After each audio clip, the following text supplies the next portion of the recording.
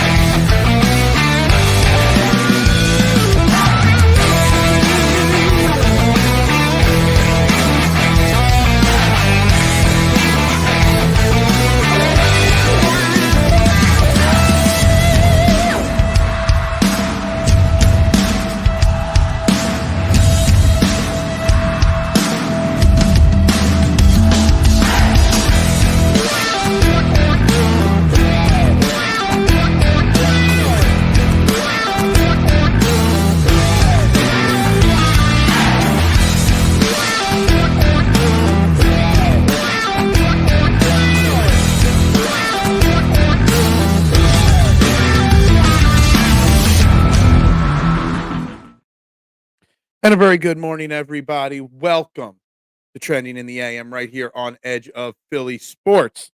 We are live, Facebook, YouTube, Twitter, Twitch. You know the drill. Wherever you are watching, hit that like button, that share button, that subscribe button, that follow button. Just basically go out there and share it to the world. Tell one, tell all, tell them all to get interactive with the show, to get involved with the show, the best show in the Philadelphia areas in the morning, the only show where your opinions actually matter. I'm your host, Phil Stiefel, every single morning, right here on Edge of Philly Sports, right here on Trending in the AM. You can find me right there at Beard of Knowledge on all social media platforms. If I'm on it, that is how you find me on the platform. Guys, and we got a jam-packed show today. Lots to talk about, lots to discuss. We've got the Eagles preseason game to recap from Friday night. Plenty of overreactions available to have from that. Phillies lose the last three games against the Diamondbacks and look like they are free falling again. And then, of course, Joel Embiid pissing off half the world by winning a gold medal instead of being happy about it. There's a lot of people not happy about it, so we could talk that. Hell, we could talk Aaron Ryan, Matt Kuchar from yesterday's Wyndham Championship and that whole thing. Or we could say that for Fairway to Heaven tomorrow night. But give me all your overreactions to the Eagles, all your overreactions to the Phillies, all your overreactions to pretty much everything going on everywhere right now in the world of Philadelphia sports. And we will tackle it because this is the show where your opinions actually matter. So let's see. We had comments coming in yesterday. Let's see if Sanchez can stalemate Arizona. Well, we know news of that did not happen yesterday. Philip, anything less than 9-4 against that next stretch of games, unacceptable. Yeah, well, it's funny with the Phillies, and we're going to talk a lot of Eagles, guys. I know that. But, it's funny about the Phillies. We said if they went 4-6 on this 10-game West Coast trip, would we be happy? We all said we'd find it acceptable. Well, they went 4-6, and we're all pissed off because of how the 4-6 happened. Even the Eagles situated all their home games later. I don't think the Eagles had anything to do with that, mister. That was strictly the schedule and the way it played out. Trotter Jr., Nakobe D both looked solid on Friday's game. It's funny. I did a little post-game tweet of stock rising, stock falling. And I put Nakobe Dean in the stock falling category after Friday's game. And it sent everybody into a tizzy. Everybody freaked out. Everybody got overworked because of a simple tweet that I made that really wasn't meant to be anything crazy. It was just a pretty simple, basic tweet. Basically just, putting out who I thought stock rose and whose stock dropped in the game. And there's a reason why I put Nakobe Dean in the stock down category. Because Nakobe Dean, let me tell you something. Nakobe Dean played okay on Friday night. But Jeremiah Trotter played really good on Friday night. And there's a thing here. Nakobe Dean is supposed to be the guy. He should already be the starter on this team, technically speaking. That's what he was drafted 3 years ago for. Nakobe Dean has not done anything extra. Jeremiah Trotter is a draft pick, a later draft pick, a kid that has no expectations. So when Nakobe Dean goes out there and does okay, doesn't do anything to set himself apart from Jeremiah Trotter Jr., that's a concern for me. To me, I wanted to see Nakobe Dean say, yes, I am the third best linebacker on this team. I deserve an opportunity to start over Bonner White. That is what I wanted to see from Nakobe Dean. Nakobe Dean just went out there and did exactly what we knew he could do already, which was play okay football, be an okay linebacker. That is why I was not as excited about Nakobe Dean as a lot of other people. Jeremiah Trotter Jr. impressed because there were no expectations. Jeremiah Trotter Jr. did more than we expected early in his career. Hence why one of my many overreactions from Friday's game is that Nakobe Dean is now fourth in the pecking order in linebackers on this team. Just me. Bills look terrible. I mean, I don't know. Maybe, I guess. Not really looking at that. Is Nolan Smith still mid? You know, Nolan Smith's an interesting character from that football game on Friday night. Nolan Smith is supposed to be a key part of this defense. Nolan Smith should, I've been talking about it for a week or two, take that next step. Nolan Smith is supposed to be the guy I predicted that is going to take over the leader in the sack department of this team. But Nolan Smith, let me pull it up here real quick. Nolan Smith played 47% of the snaps. Nolan Smith played well into the third quarter of a preseason game. Nolan Smith was out there with third stringers, offensively and defensively. Are we a little too overhyped on Nolan Smith? Does the amount of playing time he got concern anybody? It kind of concerns me that Nolan Smith was still out there so late into the game. Free falling. Yeah, I'm free. This is the Philly. It's not dancing on our own anymore. It's falling. Free falling. That should be the new song in the Phillies locker room for sure. At this point, because the Phillies are free falling. The Phillies look dreadful. And you know what? I don't care that they still have the best record in baseball. I don't care that the Phillies still have a big lead in the division. I don't care. The Phillies look like shit and have for about 50 games now. A third of the season straight, they have looked like dog crap, that garbage. Oh, but it's okay. Rob Thompson this, Rob Thompson that. They'll get out of it. I don't care. When you've looked as bad as the Phillies have for the last 2 months of the season, something's wrong. Good Monday morning, Duck. How you doing today? Hope you are well. Stetson Bennett stink. Okay, sure. Nolan Smith and Dean were always around the ball when they were on the field. Yeah, they were. Not saying that they weren't. Not saying that Nolan Smith and Nakobe Dean didn't have good games. But Nolan Smith playing as late into the game as he did concerns me. And Nakobe Dean not doing anything extra to outshine when Jeremiah Trotter outshines Nakobe Dean, that's the problem. That's all. I wanted Nakobe Dean to go out there in the first quarter or two and just grab the bull by the horns and say, I am the man.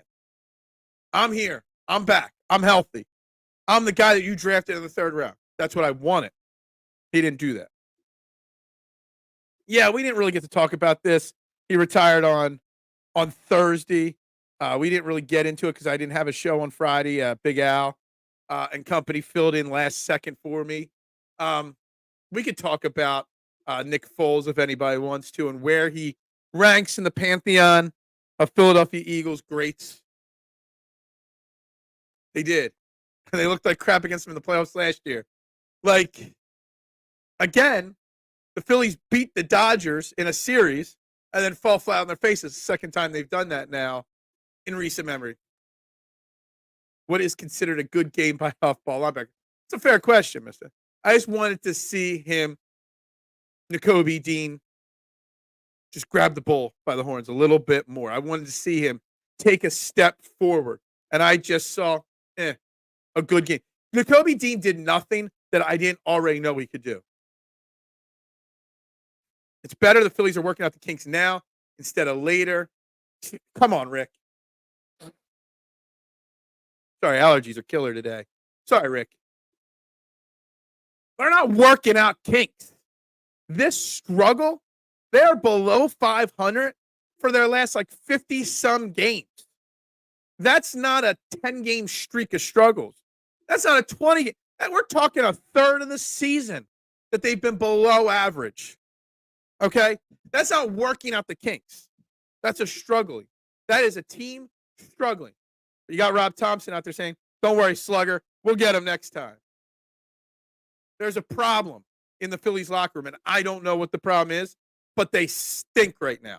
And it's okay to say it. The Phillies stink. Good morning, Brian. How you doing? I agree with you 100%. Phillies are playing like crap. It needs to be called for what it is. Shit baseball. Time to be concerned. Absolutely, Brian. This is not a 10 or 12 game stretch that we are talking about with the Phillies. We are talking about a 50-plus game stretch. They've been playing like crap since London, which is way back in early June. We're in middle August now. It's crap. The Kenny Pickett, Tanner McKee. I already pissed everybody off by saying Nakobe Dean wasn't as good as I had hoped for on Friday night. I said that Tanner McKee trended downward, in my opinion. Tanner McKee and Kenny Pickett both played okay as backup quarterbacks for the Eagles on Friday night. Obviously, the starters dressed but then did not play on offense. Defense, they did. We'll get into that in a little bit. But we've been told through reports from the beat reporters that Tanner McKee, to an extent, was outplaying Kenny Pickett, was pushing Kenny Pickett for the quarterback 2 position.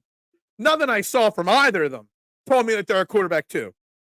McKee did not look like he was better than Kenny Pickett. Oh, man, Tanner McKee was great. Look at what he did. It was drop passes and this and that, and Kenny Pickett didn't throw the ball downfield, and I got destroyed for suggesting Pickett had a better game than McKee, or at the very least didn't perform as bad as Tanner McKee. I got crushed for it. I get crushed all the time when I say something unpopular. BDN is a legend, will always be a legend, is absolutely a legend, but he's not the best quarterback of all time in Philly. And I don't know if his number needs to be retired or not. But I get it. I do get it. But he will always be a legend. Boston Scott. I kind of forgot he was on the Rams till I saw someone else post that. Did Milton or Shipley run at all? Will Shipley is my number 1 star of the game from Friday night.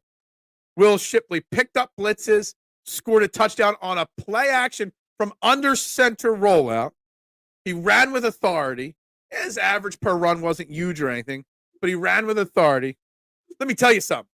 Will Shipley, if he can continue to learn how to pick up the blitz as effectively as he did on Friday night, Will Shipley is going to be a factor on this Eagles team in small doses this upcoming season. No doubt about it. He's a top 5 quarterback in the city, but I disagree with all the people who put him as the number 1. Yeah, it's very hard to put Nick Foles number 1 quarterback of all time. You want to put him as number 1 top 4 legend of all time? That's different than saying putting him in the top legend is different than putting him in the top skilled quarterbacks of all time. I don't even know if he'd be top 3. Let's be honest. Donovan is the number 1. Randall was a more talented quarterback. Let's see who else was. There's an argument made that Jalen Hurts and Carson Wentz are more talented than Nick Foles. But Nick Foles is a legend because he did get us that Super Bowl. No. What happened? Almost hit the wrong. My mouse is acting all funky this morning. I changed the battery, and I think I put bad batteries in. Somebody tore. I don't even know who that is. Oh my god! I'm gonna have to switch to this mouse. I hate this. The biggest takeaway from Friday: we do not have a quarterback 2, so there's no back quarterback. Yeah, exactly. Everyone's trying to tell me that what's his name? Tanner McKee had this great game on Friday. Duck, and I strongly disagree with anybody that says Tanner McKee looked great on Friday night. I don't believe it. I know you're running a vanilla offense. I know you're doing a lot of, simple things. And I know Tanner McKee had some drops. And Kenny Pickett wasn't lights out or anything like that. How's Kenny Pickett got a winning record in multiple seasons as a starter in Pittsburgh? He is so vanilla and boring and terrible to be. How is he a starter for so long? And Tanner McKee stinks. He is nothing special. It kind of concerned me a little bit.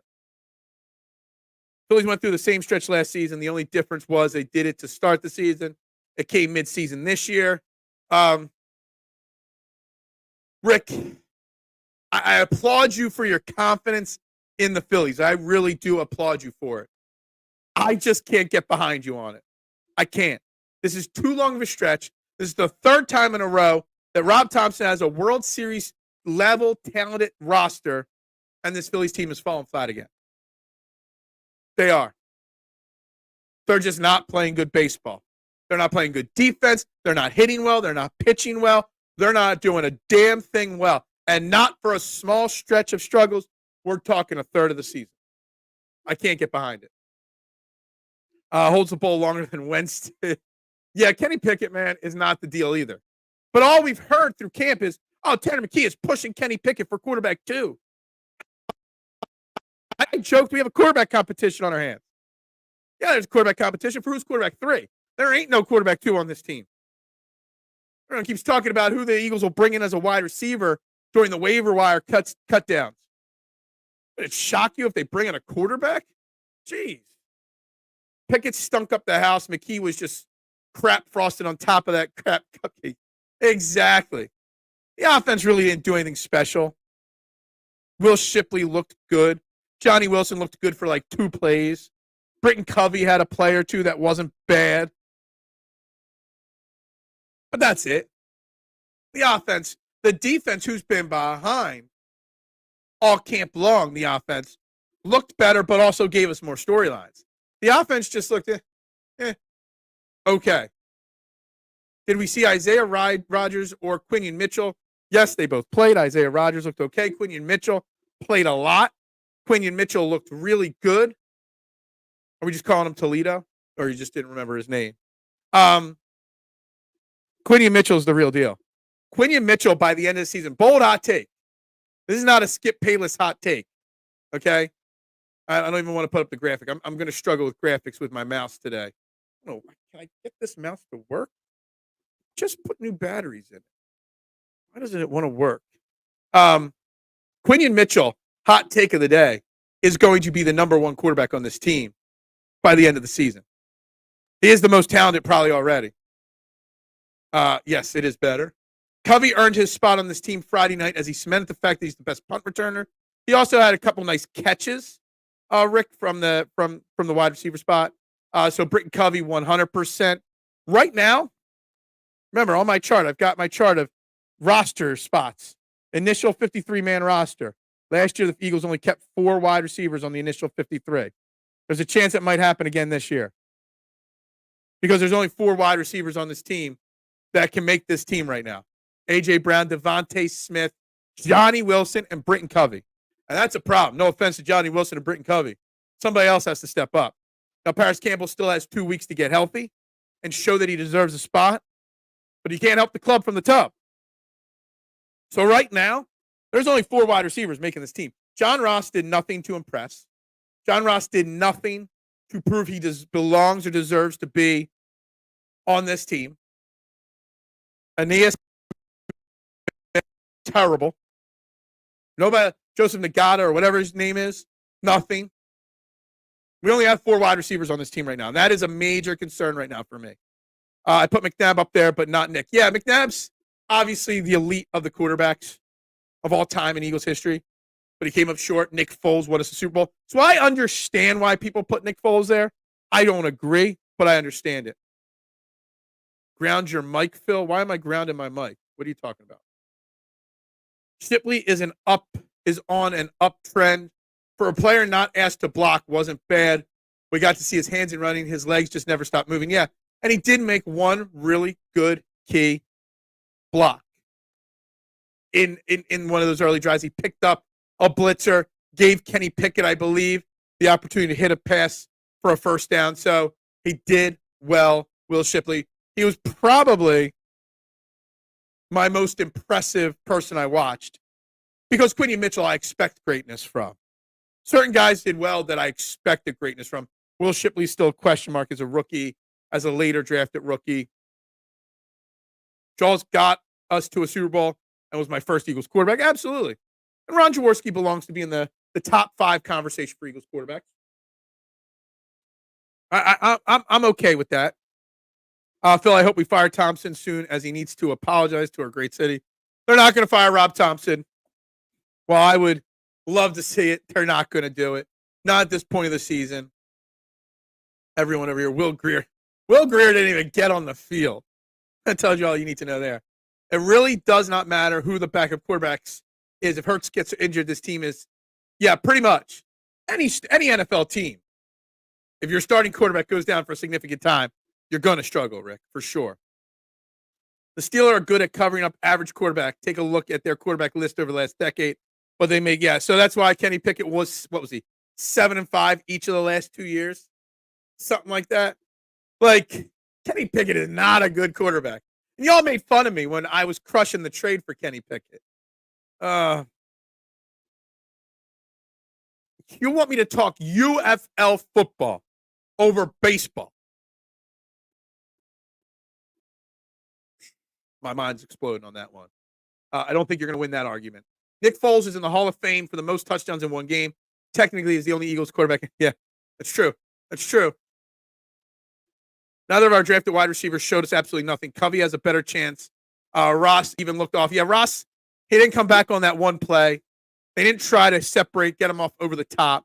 Johnny Wilson, who we've been getting all this hype for, did have a really nice catch early in the game and had a nice block on another play, but then he disappeared for the rest of the game too. So even Johnny Ross or Johnny Wilson, who is supposed to be this, camp breakout guy, he did okay. He didn't do much. Hang some Eagles merch. I'm not hanging anything else. I think I bumped my mic because you can see too much of the wall over here, and you're cut off on this side. I don't know what I did with the mic. Dougie P is also in the Hall of Fame in the Philly display, so technically he's the Hall of Fame coach. Yeah, that's true. Eli Manning go in the Hall of Fame. I don't know. Roethlisberger is not a great quarterback. He's definitely above average, but they make him look like quarterback god out there. Yeah. 3rd round pick. Yeah. I think it turned out to be a 4th round pick with all the different things. Even if Ross could get open and free Pickett, I couldn't hit him anyway. Look, I would have liked to have seen some of these backups with a real quarterback, with like a Jalen Hurts, to see what they could have done. And I'm okay. And I want to get into this for a second. I handed on it a few minutes ago. Vic Fangio spoke about wanting to get his starters out there even for a drive or two. Like Jalen Carter played 4 or 5 snaps. Jordan Davis did. Milton Williams played 3 or 4 snaps. Getting these guys out there and getting reps because it's new.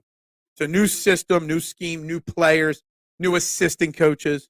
Get the Eagles dressed for warm-ups, all their starters, then decide to sit A.J. Brown, Devontae Smith, Jalen Hurts, Saquon Barkley, etc. The offensive line for the most part. Cam Jurgens was out there for a bit. Becton and Steen played a decent amount. We'll get to the Becton-Steen, situation in a minute. Fangio, we've talked a lot about. Vic Fangio, old school, tough, hard-hitting, honest with his press conferences. He wanted his guys out there, and they played. Now, no one got hurt. Good. The field was wet and sloppy. as expected because of all the rain. Do we like Vic Fangio pushing for the starters to play and getting them out there versus Kellen Moore and Nick Sirianni wanting to rest the offensive starters? I like to get starters reps in preseason games, offensively, defensively, whatever. Not a lot, but I like them to get reps. Now, I don't know if Friday night I would have done it. I would have gone the conservative side because of all the rain. Now, you do have a joint practice with the Patriots tomorrow, and then the preseason game against the Patriots on Thursday. More opportunities to get them starting reps. But I was okay with it. But you got to think that John Ross with Jalen Hurts throwing to him versus Kenny Pickett, different results. You know what we learned about Wilson? He can't catch the ball if he has a defender in his pocket, even if he's a foot taller than they are. I'm trying to think of that play over again. I know a play you're talking about, and I can't remember it in my mind. I'm trying to visualize it. Johnny Wilson. Is Johnny Wilson just this year's Paul Turner? Maybe. Johnny Wilson will be used a lot this season, says Jays. Blocking matters with wideouts. It turns a 10-yarder into a 40-yarder. Well, right now, Johnny Wilson didn't impress. Did not impress. He was just okay on Friday, in my opinion, Jays. But in my opinion, based off of where the rest of the wide receiver group has been playing, Johnny Wilson is one of the only four that's a lock to make this roster right now, in my opinion. Johnny Wilson has done enough. And Smith hasn't done anything. John Ross needed to impress. All John Ross had to do was turn around on that one back shoulder throw, come back for the ball, draw the pass of interference penalty, and all of a sudden, John Ross, we're talking about, maybe making this team. But he just looked the reason why he didn't play football the last couple of years. That's quite true. Will Andy Reid enter the Hall of Fame as a Chief? Yes. When Andy Reid gets in the Hall of Fame, it will be as a Chief. That's where he's gotten his titles. That's where he's found more success than he even had here. Yeah, agreed. 100%. Although I can see him doing that. Was it Roy Halladay that went to the Baseball Hall of Fame, but like wore all his hats up on stage? I think he went in as a Blue Jay, but I think he brought all the team's hats that he played for and popped them all on. Maybe. We'll be very sad about it. I mean, I get it. Andy Reid going to the Hall of Fame as a Chief. He's won Super Bowls now there. He only won NFCs here. Well, he didn't even win NFCs very often here. He only got to the championship game here very often. So I get it. Offensively speaking with the Eagles, another battle that we've been following unfold over the last couple of weeks of training camp was the right guard position. Mekhi Becton, Tyler Steen, the incumbent, the drafted incumbent. I think we could pretty much close the book on that.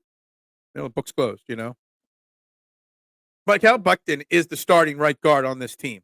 And I think Friday night proved that. And I don't know if it's good or bad that he's the starting right guard, but I think he's won that job. Milton Williams didn't show. Milton Williams played like 3 snaps, Travis. What did you expect? Hold on. I got the snap counts up because, yes, I care about snap counts. Milton Williams played 4 snaps of defense. Of course, he didn't show. Huff didn't play much more than that. Davis didn't play much more than that. James Bradbury played a decent amount. I kind of feel like James Bradbury you're not seeing his name on the screen much, even though he played. It's probably good. It means they weren't thrown in his direction much. It means he wasn't missing tackles. A lot of the starters did play, but they only played for a drive, the first drive, and there was only like 5 plays on it. So I don't know why you're upset about the starters not showing up. They went out there. They had a clean first drive. They gave up a big run on that first play. Then they shut them down, basically. And then they were done for the night. So I think that had a lot to do with it. Now, some of these names, Nolan Smith, Eli Ricks, some of these depth pieces, they didn't do much to impress on Friday night. I'm sure he'll mention us.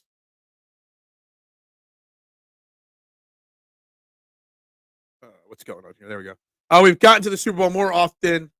About half the teams in the NFL. It's fair. I think we will, since we gave him the chance, and he's a good guy. He also knows he loved here, even though he had to leave here. Yeah, he had to leave here. First and foremost, guys, before we continue on, got to pay some bills here. And of course, on top of this great sports talk, we have great sponsors of this show. SherryTickets.com is one of them. Family owned and operated since 1946. Great prices, no hidden fees. The price you see is the price you pay. Whether you're looking for sports tickets, concert tickets, theater tickets, go to SherryTickets.com, sign up there, use promo code EOP10 at checkout. It saves you 10% off your already great prices. So why would you go anywhere else and not save with the best? And why would you overpay with the rest? Save with the best. SherryTickets.com. Again, promo code EOP10 at checkout. Make sure you use them, guys. That was about a 4 out of 10 on the ad read there. Not my best work. Maddox doesn't look good. It's sad. I mean, let's go back to my snap count here real quick. How many snaps did he play? Avonte Maddox. Let's see. Wow, he played 24 snaps. Wow, he was on the field for 49% of the defensive snaps. I'm actually kind of shocked. I just thought he didn't play much. Look, he's a cornerback. He's a slot cornerback being transitioned into a depth safety as well. Remember, Avonte Maddox was told, go test free agency if you want. Nobody gave him a deal he wanted, so he came back cheaply. So, before the issues at depth at safety happened, I said it that Avonte Maddox wasn't a lock to make this team. He is going to make this team. But Avonte Maddox didn't look good. He didn't look bad. When you have a good safety, they don't talk about him. Yeah, it means he's not making big plays, but also means they aren't stinking up. Exactly, Duck. So I don't have an issue with James Bradbury's play. I think James Bradbury, at this point, barring a major trade, James Bradbury is making this roster straight out of camp. And I'm going to work on, maybe today, my official, unofficial first prediction. 53-man roster. Maybe we'll do it 2 days after every, 2 shows after every preseason game. We'll update it. James Bradbury's on my 53-man roster right now. Hit the like. That's right. Please, guys, hit that like button, that share button, that subscribe, that follow. Wherever you're watching, need you guys to do that for me. I'd greatly appreciate it. No, that was a 710. You watch too much Olympics, big guy.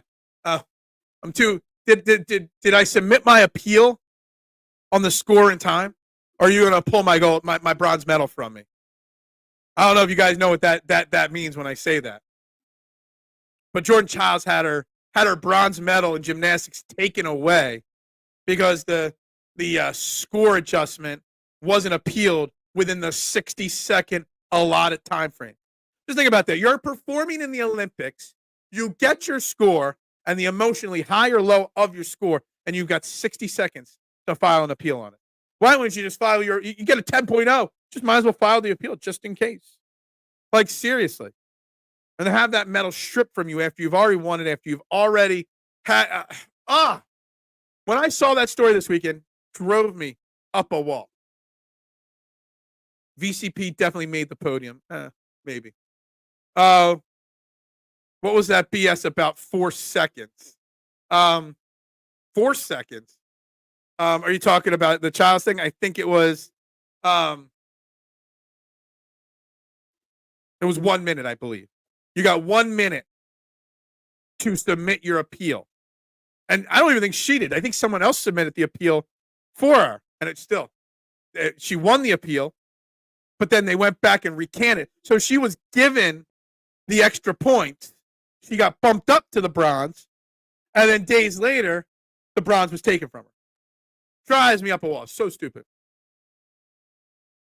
Thomas Mott and Philly 500 player. Yeah. Hey, Travis, I appreciate that. Yeah, I mean, we could do more interviews. I could try to get more interviews. Interviews are fun. Had a lot of interviews over the last 2 weeks. But I like this show to be about you guys, Travis, the fans. Someday, when I don't have a pizza shop and all that stress hanging over me, I'm going to do more shows. More not like different formats of shows with interviews and stuff like that. But right now, this is my pride and joy. This is my baby. I love to do it, and I love to make this show about you guys, so I appreciate it, because there are great, I'm not sure who Thomas Mott is. I won't lie. I know Philly 500. And there's a lot of great ones out there. A lot of interviewers out there. But I like this show, because this is just you know how to turn on the fanny packs to hear the Mike Muscinelli back on the air. Forget about them. Listen to this guy. Let's get this show up there in the ratings, because then, Travis, then everybody's listening. Then we could turn the radio off and we could just talk here. I can go to 2 or 3 hours with you guys. If I went to 2 to 3 hours, I would need like a 3-minute commercial to run so I can go do potty break. I don't think I could do 3 hours without a coffee refresh and a potty break. But yeah, you got it. I appreciate you, my man. They also let her grab bronze, and yeah, exactly. They gave it to her and they took it away. I'm glad the Olympics are over. I also am glad Joel Embiid got the gold medal. And we'll get to this news in a second. Sorry. I want to finish up on this Olympic comment here. I'm glad the Olympics are over. I enjoy the Olympics. I love the Olympics. But I'm done with the Olympics. Inkstain, whatever his Twitter handle is, one Mr. Marcus Haystack out there, I think, or maybe it was Sealski out there, crushing Joel Embiid for riding the coattails of LeBron and Curry to win a gold medal. You couldn't write your article about Joel Embiid as the first Sixer to ever get a gold medal. You couldn't write the article, Joel Embiid helps USA win gold. You've got to find another opportunity to drop a clickbait negative-ass comment about Joel Embiid winning a gold medal. Something we should be praising Joel Embiid for winning a gold medal. But no. Instead, we're criticizing. We don't get to the gold medal game unless Joel Embiid dominates Jokic in the semifinals. Drives me up a freaking wall. Hall of Fame discussions could possibly be the most pointless discussions if you really stop to think about it. Absolutely agree with you. I think the Hall of Fame in all sports is too watered down. The voting process is wrong in all of the sports names. I could do an entire show just discussing this. I won't. But I could. But I agree with you 1,000%. They missed the difficulty time by 4. Okay. Gotcha. I was so just emotionally upset that they took the bronze away from her, Duck, that I didn't even read the story. I just read the cliff notes of the story. Good morning, Joe. How you doing today? I didn't watch much of the game for the Birds. I don't think I saw one curl route, Joe. But they're saving their real offensive playbook for the regular season. So they don't want the league to know they're going to be running all those curl routes. Dude, I totally forgot. Thanks for pulling that out. Totally forgot about that. International Olympic Committee is more corrupt than absolutely the most corrupt organization in the entire world. Right there with the PIF. If you know what the PIF is, IOC is just as corrupt. 1,000%. But not when he's on other shows. Silly Man Show. He panders. He's been on Silly Man Show. I didn't know that. Yeah, I mean, I got no problem with him. There's a lot of. I don't watch as many content creators as I used to, Duck, and YouTubers as much as I used to. My life spent, mostly preparing for you guys in the morning. My afternoons and evenings are preparing for you guys. So instead of watching them, I'm preparing for you guys. So I don't watch them, but I've watched them all before, and they all do. There's dozens of great ones out there with huge followings and dozens of them with small followings. So there's lots of great ones out there. Yeah, no curl routes. What's up with that? I can't believe that the French booed him for not playing for Team France. Yeah, the whole Joel Embiid thing with France, with even Americans and the Olympics. He's probably right there with Jalen Hurts, one of the top 5 most polarizing athletes in our country right now. There's 2 names, Joel Embiid and Jalen Hurts, that you could say anything negative or positive across the country, and it sets off a storm instantly. Embiid played solid in the Olympics. Absolutely agree. I'm glad he's a Sixer, of course. Going to go down as one of the best centers to ever play the game. I hope. We need to get him a title now. Avonte Maddox has played in about half the games since he signed his contract. Avonte Maddox, yeah. Avonte Maddox is always. I've been one of the few in Philadelphia Eagles sports media, content creation, YouTubers, anybody with any following. I've been one of the few, maybe the only one, that has questioned Avonte Maddox and Dallas Goedert on a regular basis, mister. Plus listens to me or agrees with me. But you know what? Joel Embiid gets criticized nonstop for injuries. But Dallas Goedert, Avonte Maddox, they're hurt percentage-wise a massive amount. And it's okay. You know, they're just beloved for some reason. I just think Hall of Fame Jason Kelce is not fit for ESPN. His voice gets out of air a lot. Yeah, we'll see what happens with Jason Kelce. I wanted Jason Kelce, Travis, to kind of get his own like Manning cast type thing for a football game, for a network. And maybe when Travis Kelce retires, maybe they will put Travis and Jason together like in a Manning cast situation, whether it's for Prime or NBC or whoever. I think that would be the best suited way. You know, just Jason Kelce cracking garage beers, watching football, talking. That would be the ultimate, like a watch party kind of thing. IOC is the most corrupt organization. They are more corrupt than even dictatorships. At least they are stealing and bankrupting their own countries. Yeah. And not other countries. Absolutely. Why are people complaining about him being in the Olympics when he's from another country? Had he played for France, USA doesn't even get the gold. Absolutely agree. Joel Embiid was a big part of it. Now, I will say, if an MVP had to be given out, I'd give it to LeBron James, not Steph Curry. The fact that LeBron James is 67 years old and still the most freakishly athletic man in the entire world, that still dominates his sport 40 years after he came into the league, you know, it's insane to me. They're saying that'll be LeBron James' last Olympics. I wouldn't be shocked if LeBron could still dominate in the Olympics 4 years from now. LeBron James, to me, he's not the best basketball player of all time. He might be the best athlete to ever play basketball, though. Say what you will about the man. I'm a huge fan of the work LeBron has put in at his age to still be elite. The Greek economy still hasn't recovered from the Olympics.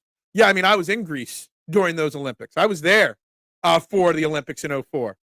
That was a crazy time. And Athens is a city that should never get the Olympics, to be honest with you. No offense, I know it's iconic with the Olympics and all Greece, but Athens is the most congested city in the entire world. And then you throw in millions of people coming for the Olympics on top of it. I remember taking a cab ride during the Olympics in Athens, and it was supposed to be like literally a 5-minute drive, and it took an hour and a half because of traffic. Like, I get out and walk quicker than this. The French fans booed him for not playing for them. Yeah, exactly. Why would he play for them? Why? I drank Kelsey's beers. Rick, you have a podcast?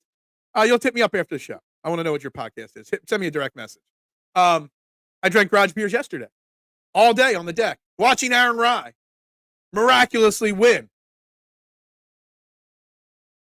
the Wyndham Championship last night. Giving me back-to-back outright winners. 40-1. Love it. My bank account is flush. I know it was FIBA rules, but Victor Wembanyama at 20 years old looks really scary for the NBA. Yeah, absolutely. Victor Wembanyama is going to be a where's K1 to say how great I said that name there? He's going to be great. He needs to bulk up a little. I think he needs to get a little stronger. He hasn't even fully developed his body, but in 2 or 3 years, when he puts a little bit more muscle mass on, he might go down. The guy's extremely talented. I think the Dream Team in '92 is way better, but would evolve. World evolved. Much better athletes now. Absolutely. Absolutely. The athlete has evolved. Can we please start up bring up Justin Crawford campaigns?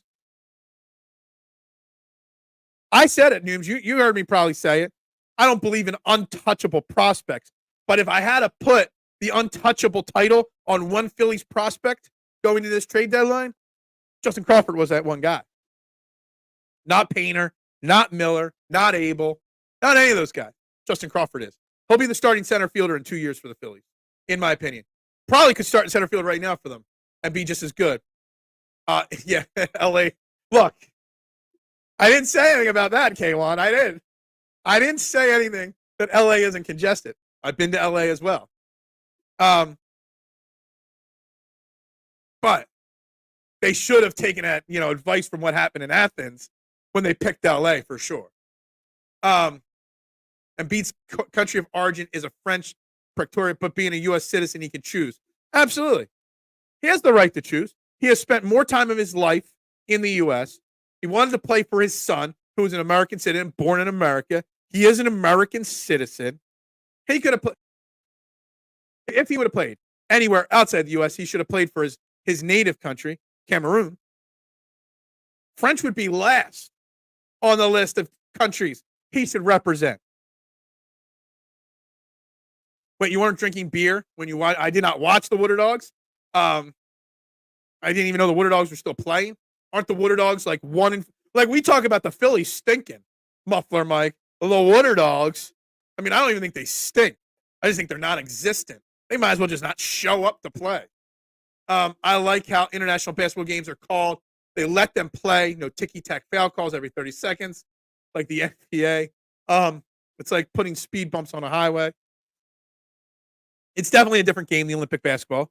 I do think Joel Embiid playing with LeBron, first and foremost, LeBron. I wanted Joel to play, get a taste of playing with champions. Love it. But, man, watching Joel and LeBron at times on the court together and just make you wish that LeBron James would have came to Philly all those years ago. We would have an NBA title right now. Was it 2018 or 2019, whatever it was, that he was doing meetings and the Sixers got a meeting with him? I'm telling you, the Sixers would have at least one title right now if LeBron James would have came to Philly that year. They look so perfect together, Joel and LeBron. Oh, my God. I think French won the silver says something about what our NBA draft is going to look like. Also, if NBA wants to international, where they will put their out of the country. What? I'm sorry. Also, if NBA wants to international, where they, I don't know. I figured that. Lag there. The Water Dogs have become a non-thing after Phil invested all that time putting interviews in and pushing them. I had a Water Dog interview last year on here. Yes, I did. I wonder what Cole's doing these days. I haven't seen intern Cole in a while on social media. I was to find out how my boy's doing. Speaking of the Wyndham Championship, Matt Kuchar wrapped. Did he par it? Okay, gotcha. All right, so I know you guys aren't golf fans. Most of you aren't. But I want to bring a golf story to the conversation. So Aaron Rai won the Wyndham Championship yesterday. Late. They had a lot of delays because of the storms this week, because of the tropical storm. They got 2 rounds in yesterday. The last few holes were played. It was pretty dark. Aaron Rai won, beating Mac, who collapsed over the last 4 or 5 holes. But on the 18th hole, the last group, Grace Sermon and Kuchar, and I forget who else was in their group. Kuchar tees off on the 18th hole and calls officials and saying, I'm not finishing the hole. I'll come back tomorrow. It's too dark. Every golfer, whatever it was, 160 golfers, every golfer finished the event that made the cut. 68 guys made the cut into the weekend. Everybody finished. But Kuchar's like, nah, I'm going to come back tomorrow. Even though you're halfway done the hole, you have no chance at winning. You're going to make representatives of the PGA and the volunteers that run the course come back the next day for you to do 1/2 of a hole. Matt Kuchar is also the same guy that won $1.2 million in a tournament a few years ago and tipped his caddy $5,000. For those that don't know, most pros tip their caddy 10% of their winnings. So I should have given the caddy $100,000, but gave him $5,000. Matt Kuchar's gone from, I can't wait to ask my father-in-law about this because he's a big Kuch fan. He likes the old men with the big bellies. But you know what? Kuchar is a D-bag, plain and simple. What's the curse of Phil? I'm the curse of Phil. What? The most boring sport in the world is the most. It's true. It's true. Put cricket in that, Travis. There's a lot of cricket fans in India and places like that. You know, in Asia and South America and Australia, they put 100,000 people in stadiums for cricket matches or whatever cricket is called. Put their first international. Okay, no, it's all right. I got you. I kind of had an idea that's what you were talking about. I did. I just wasn't sure. Interesting that Russia didn't compete in the Olympics this year. They were banned. I don't know how long the Russia ban was, but was it from the Winter Olympics or the last Summer Olympics? sometime over the last like 4 to 6 years, Russia's been banned from international play. I know in the last set of Olympics, a few Russian athletes competed under an Olympic flag, I think it was. So it has nothing to do with the war, so to speak. Cooch the Mooch. Kuchar just is such a D-bag. And not only that, not only did he not finish the 18th hole, he teed off into the group ahead of him, which is a big no-no. Russia was banned due to starting the war with Ukraine. Were they banned for that? I thought they were banned for cheating scandal a few years back. A drug scandal. I thought it was that. I don't know if they were banned for the war. But maybe I'm wrong on that. See, I don't have a problem with Patrick Reed. Patrick Reed isn't liked because of his personal story, his wife, and how he treats his own. Like, Patrick Reed and me, Patrick Reed's just an a-hole that doesn't get along with part of his family. Matt Kuchar, there's a difference between a-hole and a D-bag. Kuchar's a D-bag. Patrick Reed's an a-hole. I'm an a-hole. I got family problems. So, I more relate to Patrick Reed. So I don't have as much of a problem. Plus, I've hit a Patrick Reed outright a few times. So back in the day, Joe, I think 2 of my first 4 outrights ever were Patrick Reed wins. But my stock concerns are real. I'm seeing someone is out of chess moves until he increases lower body strength. Bryson Stott's struggling, Nooms. And Rob Thompson should be sitting him for, they put Bryson Stott in the 5-hole yesterday, I think. Come on. Get Sosa a few games. Put Stott on the bench for 3-4 games. Let him reset. Just like we reset around here. And the next way to reset is to bring up our great friends over at PhillySportsTrips.com. We reset by talking about, unfortunately, the trip to Brazil is sold out. It's too late. But don't worry.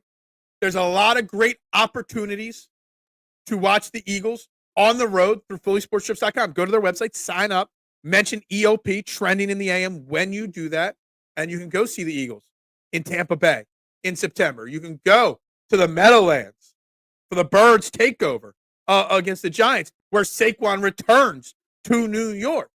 You can go down on a bus trip down to Baltimore in December. Maybe take me for an early birthday present. And, of course, F Dallas Week down in Dallas, November 10th. They also have spring training packages. They've also got Penn State pack. They got everything. PhillySportsTrips.com. Make sure you sign up. Make sure you mention EOP when doing so. This time is the okay. So their last was just because it was just a 1 Olympic suspension for the drug thing. This time it was the war. Okay. I'm not positive on all those details. But it's kind of weird. Like, I'm not saying the war is right or anything like that, but we've had war, countries at war before in the Olympics. I mean, hell, wasn't Adolf Hitler at the Olympics? Jonesing out, shaking on TV camera. So, I don't know. It's kind of weird. I'm glad that they did that. They don't deserve to be in it. It's funny. Like, I've traveled the world. I've been to 50 different countries. My dream was always to go to Russia because I'm a history buff, and the history in, like, St. Petersburg would be just so amazing to see.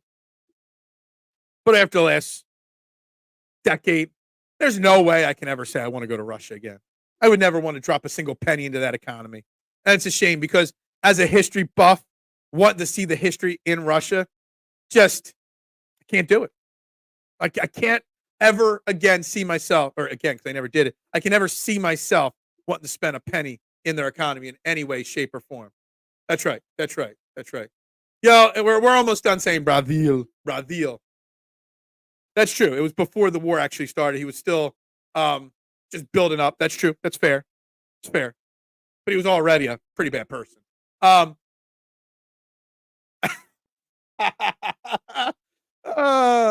man.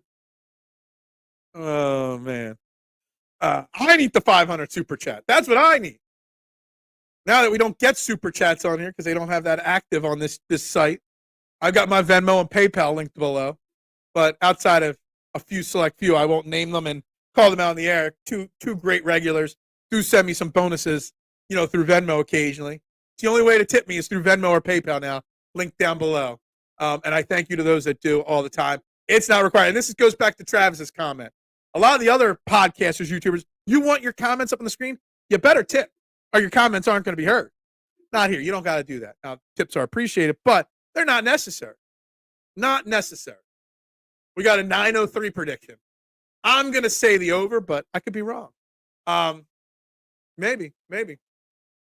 Just get our American athletes back before another world. Oh, stop. Let's not get into, you know what? I'm going to go with the under. I'm going to do something to get us off of the war story, and I'm going to talk about the guy that can save you in other situations. He ain't going to save you in war, but he's going to save you in other problems. If you need a lawyer in the state of Pennsylvania, workers' compensation, motor vehicle accidents, personal injury, criminal law, call the best. Call David R. Cherry, the Cherry Law Firm.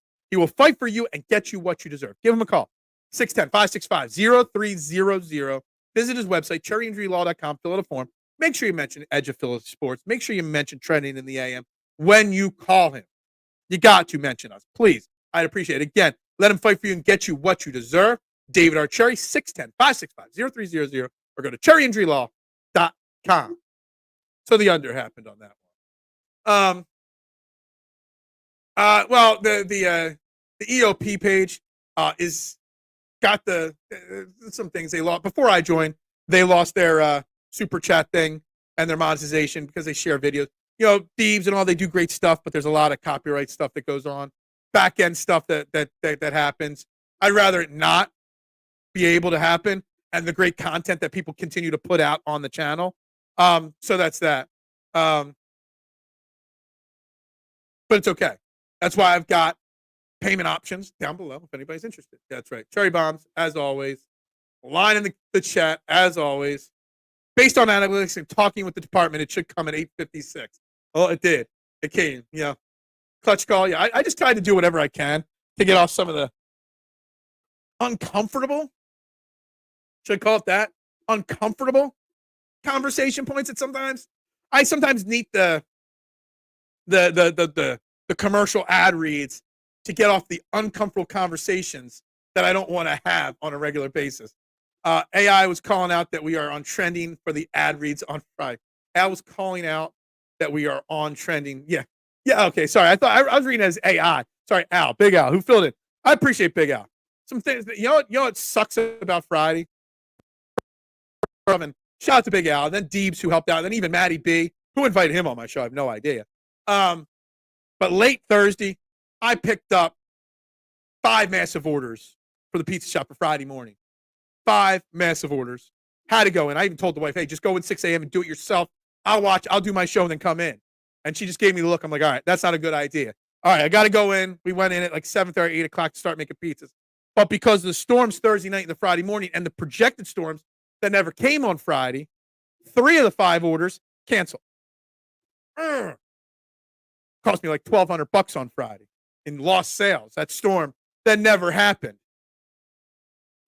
But thank you to Al. So I just put out, it was too late to notice. Late Thursday night, 10 o'clock, I'm not going to find someone to sub in for me. So I just put out a post, no train in the AM Friday morning at like 7:30. Big Al's like, what's up? I'm like, I told him. He's like, I got you. That's what I love about being on EOP. This is not a knock on the other networks I've worked for. For the other networks, I like to have this show every day, no matter what. I try to pre-record if I can't go. I try to find a sub if I can't go. But other places I've been, nobody's got that that level of dedication to the show and the channel to keep it going. EOP, there's 27 guys. They're just itching to host this show for me. And I love it. I love that I can make sure this show's out here every single day for you guys. I love it. Take the under. Yeah, that's right. But don't take the under on what he gets for you. Okay? If you think you're gonna get X, he's gonna get the over. But anyway, yeah, Al, and we joke about it that you guys only watch the show to criticize or compliment my ad reads. That's pretty much it. Palette cleaner of an ad read. Yeah, basically. Dives. Yeah, Dives is great. I love him. He's fantastic. Super smart guy. Super great guy. When business calls, I think we can all understand. Hey, I appreciate that, Joe. I do. And the pizza shop still pays the bills. You know, I don't want it to. You know, I'm tired of the pizza shop. I'm tired of it. I was having a conversation with somebody on Twitter the other day about the pizza shop. And they're like, you must have been doing it for a long time. And I'm like, dude, I'm just tired. I've been working since I was 14. I'm 43. I'll be 44 later this year. In my 29 plus years of working, I think I calculated 24 of those 29 years have been in a pizza shop, and all but a year and a half of it were in a restaurant. I'm just tired. The restaurant industry has caught up to me. It has. I would much rather do this if I could find a full-time paying gig doing it. We all figured you are elbows deep in pizza dough. You got to make the dough, literally and figuratively. How big of a turnaround did our defense make? Top 10 this year. Travis, I think that's a great question. I don't know if we can answer that. I don't think we saw enough on Friday to know the answer. I think this defense is either going to be top 5, top 6 good, or it's going to be just as bad as last year. I don't think there's a middle ground. I think we've jumped the gun maybe projecting a top 10 defense. There's still a lot of question marks on the Eagles defense, Travis.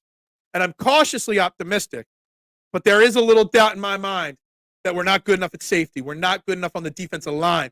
That Bond and White might not be good enough. There are a lot of concerns for me on this defense. Where's Hassan Reddick's sacks going to come from? A lot of concerns on this defense. Saw Liam the other day on you. Oh, did he? Good for him. Tell me he still owes me money. EOP may just draw me out of sports talk retirement one of these days. Yeah, you used to do this a little bit.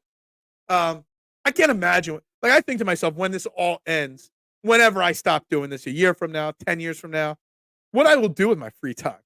Because literally, I have no free time. Because all my free time goes into you guys. It's a tribute to your show that when you can't make it, 4 other hosts want to. Yeah. Hey, everybody, K1, there used to be times when I used to have an official co-host. When I first came up with the idea, someone that's now on the radio instead, I was like, oh, I want to be a part of that with you. Rode my coattails to getting on the radio. Then he dumped me. And then I had Mark and Jason on as a recurring co-host. And they just, there's a commitment issue to doing a show every single day. When I went elsewhere, oh, I'll do it with you all the time. No, they're not. Nobody wants to have the commitment to do it every day. It takes a lot of time and commitment. People think I just jump on here and do it, but people also know I do all the work. They like to ride my coattails, jump in with me whenever they can. I put them in front of a lot of people. Defense looks solid. The backs play. I was most impressed defensively speaking with the defensive corner. Keely Ringo was fantastic on Friday. We didn't talk about Keely Ringo. I think Keely Ringo was the biggest surprise because Isaiah Rodgers kind of feels like he's won that starting cornerback slot or starting cornerback role, not the slot, the role as cornerback 2. Quinion Mitchell looks like he's won the slot spot, but Keely Ringo played really fantastically as well on Friday night. There's a scenario if Darius Slay goes down, God forbid, knock on wood, I don't want that to happen, that we're still okay because Ringo, Rodgers, and Quinion Mitchell, that's the future of our secondary right there. I said it at the beginning of the show. Quinion Mitchell, what I saw on Friday night, the little I saw, Quinion Mitchell may be the most talented. But by the end of this season, we are going to call Quinion Mitchell the best cornerback on this roster. Not a knock on Darius Slay. Quinion Mitchell is that damn talented. Yeah, the linebackers played okay at times. Again, I wanted Nakobe Dean to be amazing on Friday night. Because I want Nakobe Dean to jump out and end some of the criticism. But he just played good. Trotter Jr. played good. Bond and White, I don't think we're out there for long to know if they played good or not. Ben Van Summeren played good. Right now, I think they keep 5 interior offense or linebackers at this point. 4 wide receivers in that 5th spot goes to another linebacker. That's where I see it right now. Dog Days Summer for Sports Talk. It's amazing. You can even find content. Dude, there's always something, man. There's always something. And when there's not, I come up with something. It's what I do. It's what I do. Safety was just average looking, but that's not bad based on the inconsistent play last season. Absolutely. There was no YouTube when I was in college. No, I was still doing AOL back in college. Chat rooms. Remember those days? Hey, Jason is the man. Jason is the greatest right here. I love you, my man. I always appreciate your kind words and your motivation, good and positive. You are simply the best. Except for when you decide to come to my pizza shop the one time I'm not there. For anybody that ever wants to visit me at the pizza shop, take Jason Lee and Big Al Zafiri as examples. Ask me, because in the last 2 months I've had like 2 days off. One, Jason Lee shows up to come hang out, and the other, Big Al, shows up. What are the odds? What are the odds? So always check with me if you're ever going to come to my pizza shop. Please. Ringo keeps showing that he's a man-to-man cornerback, which we weren't playing last season because of all the zone we were playing to cover Bradbury's and Slade's. Yeah, I'll be curious to see. Again, we talk about a vanilla offense, Duck, on Friday night. We still got sort of, to an extent, a vanilla defense. On Friday night. I'll be curious to see how much man they play, how much zone they play, all those different combinations. I'll be curious to see how that all plays out. I'm not sure, but yeah, I'll be curious. Is Big Al the hardest working man in Delco? Probably. The guy's moving. The guy's running a network, still pumping out graphics and content, and he's moving. I know. 4 months later, I still got boxes not unpacked yet in my house. But Big Al's like, I'm going to be busy this weekend. Get me your information so I can prep stuff. But I'm moving this weekend. There are boxes everywhere. I'm like, dude, boxes are going to be everywhere for months on end. I like Jason's soft flex with the Capitol Grill signs behind him. Is that what that is? It is. Look at that. The eyes on that. I just thought that was a black background for a second. Didn't even notice that. We love Jason. And guys, make sure you find his YouTube channel, Philly Sports Convo with Jason Lee. I was on it. It's second highest viewed show. Only to, I believe it was Ray Dinger was the only person he's had on in his 20 episodes that drew higher ratings than me. I outdrew Larry Boa. I outdrew Merrill Reese. Outdrew them all. Except for Ray Dinger. I'd love to get Ray Dinger on here one day. That would be on the dream list of guests right there. But anyway, back to the defense and all. Keely Ringo, back to what I was saying there. And Vic Fangio to the media yesterday before practice, talking about, getting these guys reps and all. And I just love listening to Vic Fangio talk. Did anybody listen to Vic Fangio's conversation yesterday with the media? And people kept asking about cornerback and slot and who was which and where. And he just kept saying, he said this like weird, like a-hole, like look on his face in response, like cornerback is cornerback, nickel is nickel, safety is safety. Where I keep saying it's just like a defensive backs room constantly. And who's got what skill, like the more flexible you are, the more likely you are to make the roster, et cetera, et cetera. Like, he would hate me in a press conference right now. Corner is corner. Slot is slot. Safety is safety. And he said it like 2 or 3 times. So I just love it. And I love that they're willing to put Quinion Mitchell, who's probably a better outside corner than slot corner. But Quinion Mitchell is the 3rd best cornerback on this team. So they're finding a way to get the best players on the field. And I love that Quinion Mitchell is doing that. Practice yesterday. Big battle in one-on-ones between Quinion Mitchell and Devontae Smith. And it went 1-1-1.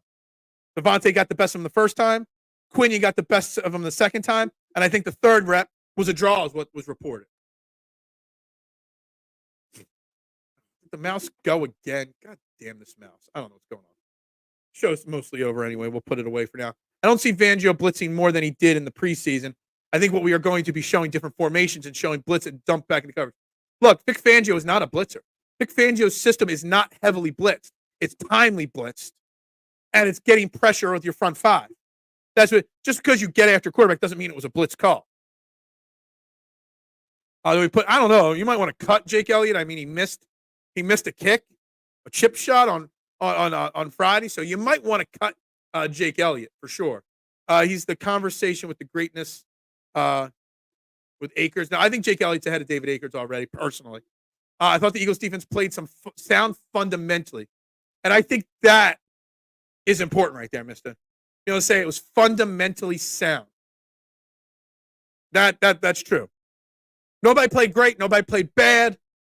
I didn't see many missed tackles. There were a couple run plays where I saw some guys get run over early in the game. Some concerns here or there. But I think they played sound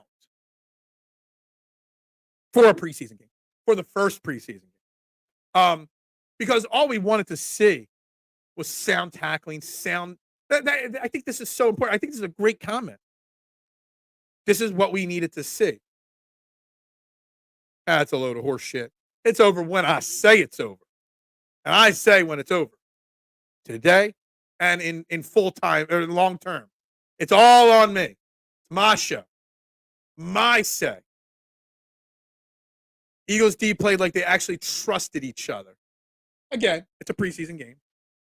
So you can only take so much from a preseason game. That's why I love, the stock up, stock down tweets that I made this weekend and how it upset people. I mean, we're just talking about a preseason game. That's all we're talking about. So you can't overreact. I know it's overreaction Monday, but you can only overreact so much to a preseason game in a positive or negative light. Tomorrow is my favorite day of training camp. I wish they had 2 or 3. Like some years they've done 2. I would take 3 of tomorrow over any preseason game. The joint practice. We're up in New England, joint practicing with the New England Patriots.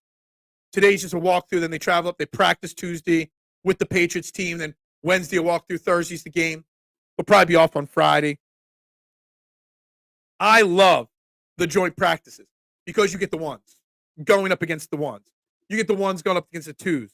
You get real game action in a controlled environment for your starters. And I love it. Love it. And I wish they did more of them. I wish they were here in Philly, too. The controlled environment. Like, I see people complaining constantly that the starters didn't play on offense and whatnot, and you want the starters to play. Look, I want to see my starters play in the preseason, but I prefer them to play in a controlled environment like the practice. And if you're going to play in a dome in the perfect weather condition, sure, you could play your starters for a drive or two. But there's one, everyone's like, well, you could get hurt in the regular season too.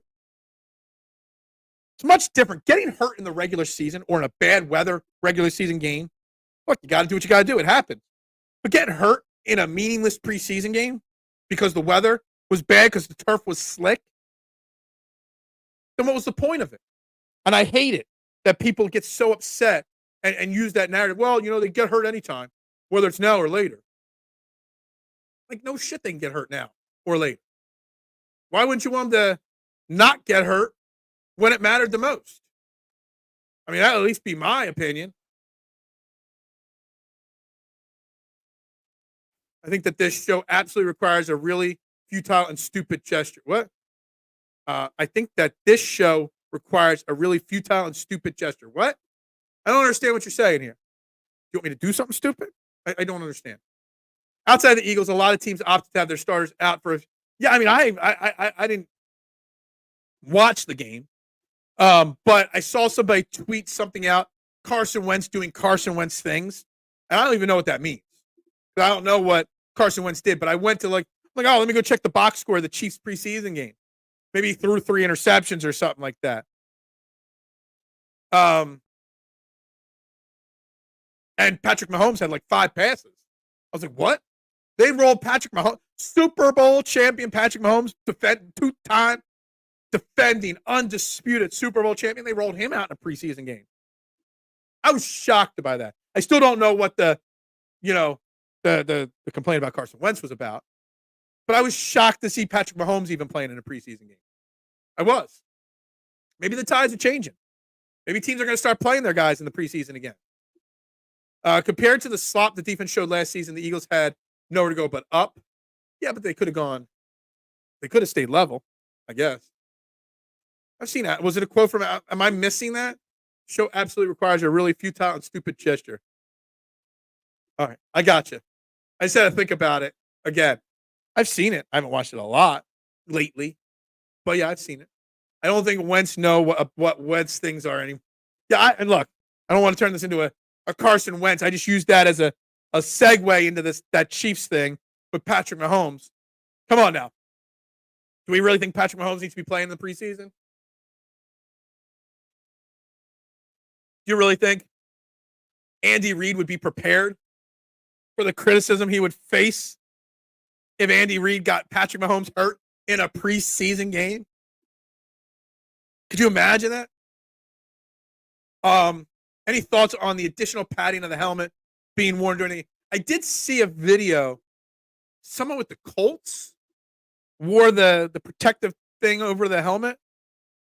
Look, I'm all for it, and that was something that got me all fired up this weekend because I saw a tweet about somebody wearing a protective helmet, protective cover over their helmet. And Joe, give me the details. I forget who or what it was, what situation it was. And everyone's like, "Oh, this is not football. It's going to turn into a flag football league, a two-hand touch league before it's all said and done." If there's a way to make the game safer with head injuries, we are smarter people. This is not 1987 anymore. It is 2024. Why wouldn't we want to make it safer? I don't understand it. I don't understand the uproar about adding more padding to helmets. I just don't get it.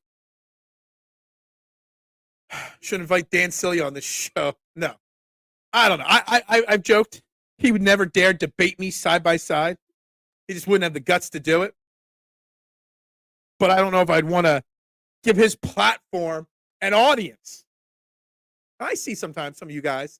See, I don't watch much YouTube content, but I do peek in on shows occasionally. Just see, hey, are any of my Core 12 watching this show right now? I do that. And sometimes I see you. And I take mental notes. I know who's the real Core 12 and who's the Fugazi Core 12.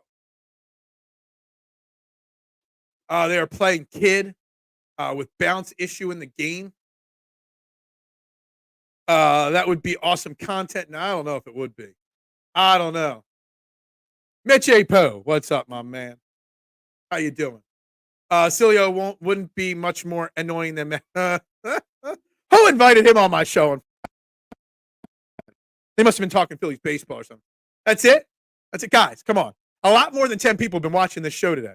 10 likes is embarrassing. Guys, you're watching Trending in the AM, the first and number one sports morning YouTube show that's daily on this on this platform. And you're only 10 of you hitting the like. 4 of the likes come from me. So I got 4 YouTube accounts. So that means only 6 of you have hit the like button. A lot more than 6 of you have watched this show today. Oh, what's up with that? What's up with that? There's a really relevant reference right there. Yeah, I don't know who I would want, whether I'd want Cilio on this show.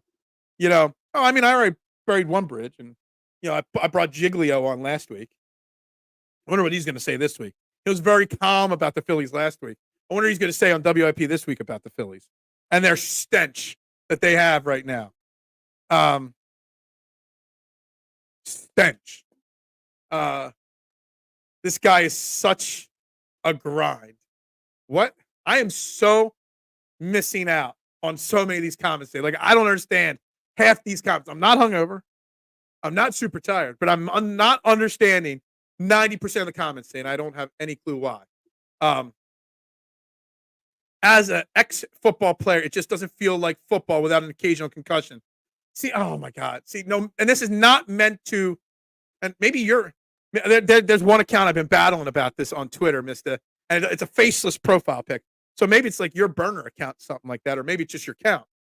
So let me explain this to you. This is a very old school mentality philosophy that is not necessary anymore, mister.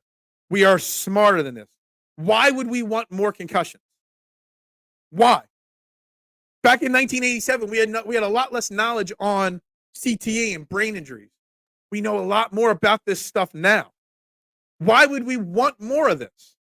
This is something that really bothers me when people say this kind of thing. And this is not meant to attack you, mister, but I think it's a very outdated opinion. But there's a lot of people that feel this way, and I understand it. They grew up with, big hits and whatnot.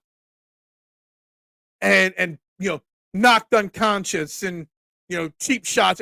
I get it. That's what you grew up on. I grew up on it. But it doesn't mean it's right. It doesn't mean it's necessary. You can still hit hard, add more padding, and then hit just as hard.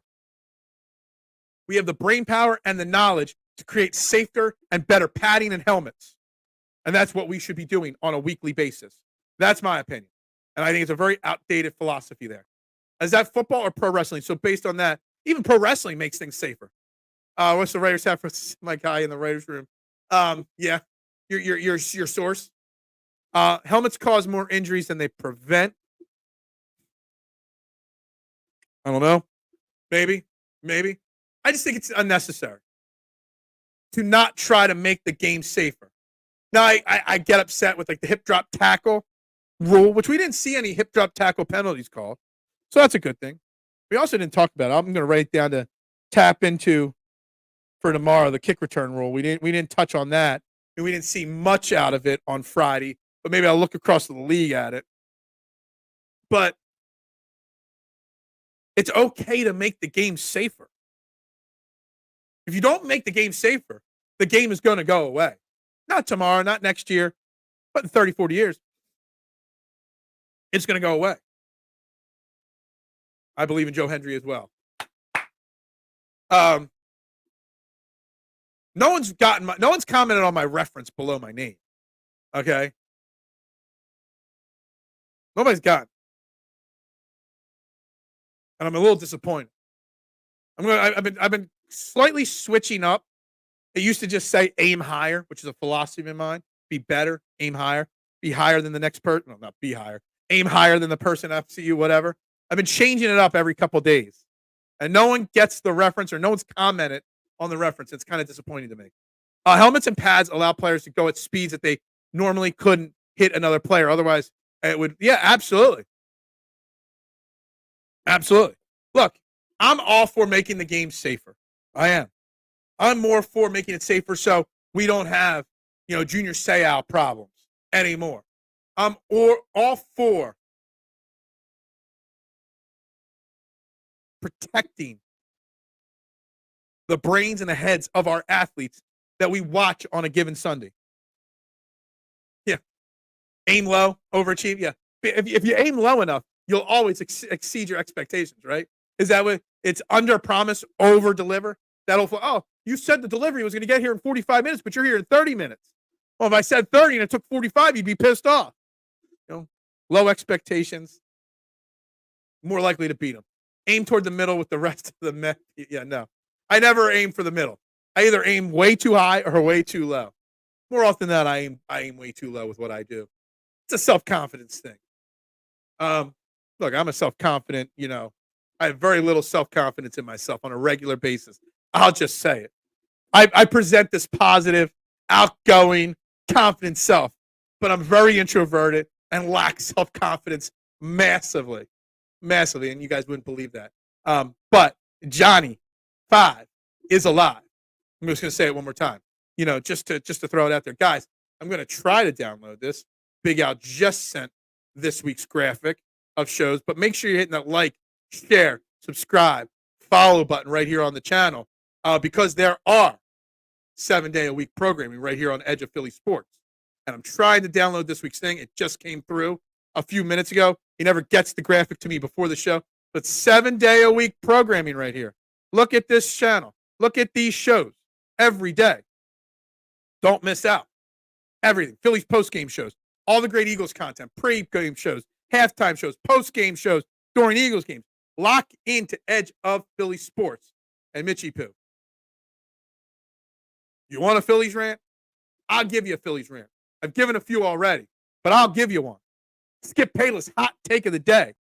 The Phillies absolutely stinking. I'm tired of people saying it's just a little stretch. They're leveling out. Leveling out ain't going under 500 over a 50-plus game stretch. The Phillies flat out stink, Mitchie Poo. And I'm tired of it. And I'm tired of the people saying you can't criticize this team. There's so many people, and I love them. There's a lot of positive Phillies. And if you say, what, would you want to fire Rob Thompson? No, I know you can't fire Rob Thompson at this point of the season. Well, you could, but you're not going to.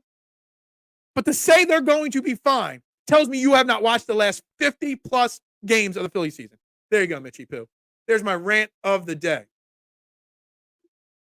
Dude, I've had it under my name the entire show. Nooms.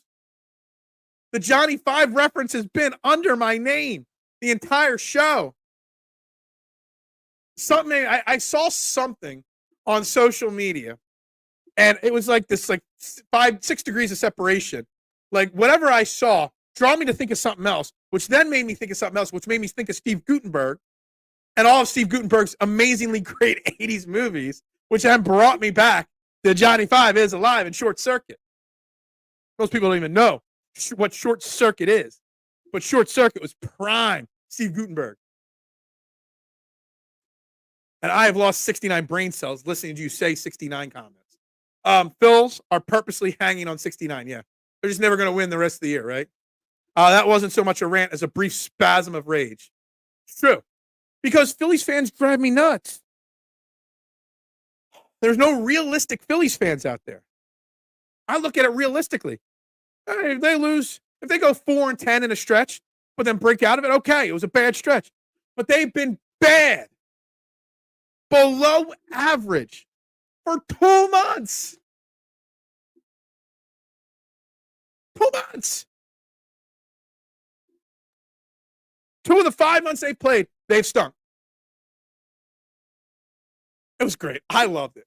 Dude, I need more input. More input. More input.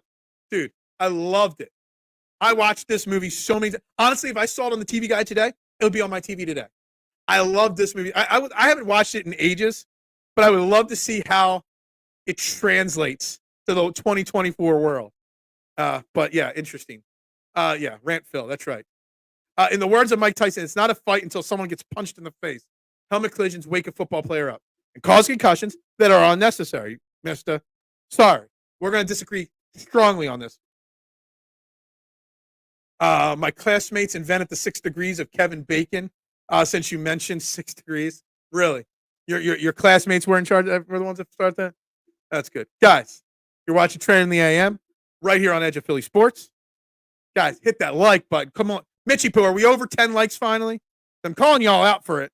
It's not good enough. What's on the agenda tomorrow? More Phillies talk. Obviously, the Phillies are off today. We'll probably talk and rant on the Phillies a little bit more.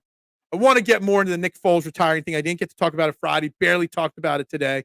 Where he ranks in the pantheon of greatest Eagles quarterbacks. I want to talk. I'm gonna do a where we're at before the Patriots practice 53-man. I'm gonna try to write up my 53-man roster prediction as of this moment. And maybe I'll make it as like a Excel graphic so we can adjust it as the rest of the camp goes on. Talk about that. We'll see what else comes up. Maybe we'll talk more Joel Embiid and the Sixers. Yeah, I saw a video of Paul George working out this weekend in Sixers gear. That kind of guy. I know I'm not the biggest Paul George guy, and the sign of him isn't great. But I kind of got a little because I saw Joel Embiid win a gold medal. And then I saw a video of Paul George working out. Kind of got this little fuzzy feeling on the inside. We're only probably like a month or so till Sixers training camp starts. Think about that. We're like 3-4 weeks away from having all 4 sports teams playing again. And I love that time of year, guys. I forgot to mention our other great sponsor. So I'd be very apologetic to PJ over at Dolan's Bar for 65 plus years. Dolan's Bar has been the quintessential Irish American dive bar in Delco. Great food, great times, great everything. Go in there, check them out. Let PJ know you heard about him right here on Training the AM, Edge of Philly Sports. You can find them on dolansbar.com, Facebook, Instagram, TikTok, Twitter, all over social media. 24 East Sellers Avenue, Ridley Park, guys. Dolan's Bar. Check them out, guys. With that being said, we've got to wrap this show up. Is Johnny Wilson just a lower drafted J-Jaw with more height? Yeah, I don't know. I was really hyped about Johnny Wilson after the game. I'm writing Johnny Wilson's name down again. I want to bring some things up about Johnny Wilson tomorrow. Is Johnny Wilson really good? Is he exceeding expectations? Is Johnny Wilson just beating out a bad group of wide receivers? Is Johnny Wilson the next Travis Fulgham? What is Johnny Wilson? I think we're going to talk about that a little bit tomorrow. That's right. Does Johnny have a mom with a parasite? Yeah, no. Oh, so my rant about 10 likes wasn't good enough, so we got it up to 11 likes. That's pretty disappointing. Pretty disappointing if you ask me. Sixers need to either get a power forward and move Martin to shooting guard, look, I'm not ready to talk Sixers detailed yet, but yeah, we still need a power forward for sure. Wilson did not win himself that way 3 or 4. I thought he did it first, but then I got thinking. I don't know. 6 Degrees of Separation is that movie Will Smith was on. No Diddy time. Beating out a bag. I think this might be the thing, but we are at the 90-minute mark. So I got to wrap it up, guys. That's the last comment of the day on the show. Please, guys, like, share, subscribe. If you drop any replay comments to the replay gang, I always check them out. I always see them. But with that being said, we got to wrap it up. So we will be back tomorrow, 8 a.m. Another jam-packed show. I got no guests on the agenda this week. So you're stuck with me for 5 days this week. I don't know. Maybe I'll find somebody to come on. Maybe not. I don't know. But with that being said, guys, ring the bell. Go Birds. Bubbles up to you.